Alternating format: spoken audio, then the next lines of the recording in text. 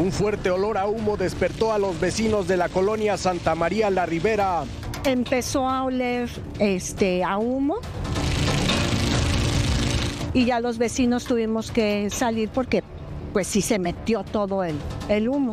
Se trataba de un incendio en el bajopuente de Circuito Interior y el Eje 1 Norte, una bodega donde guardan camiones de basura y materiales para reciclar. Supuestamente, una fogata se salió de control y el fuego se propagó a los plásticos y cartón.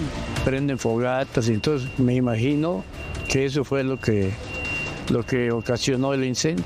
Los vecinos han denunciado el riesgo latente.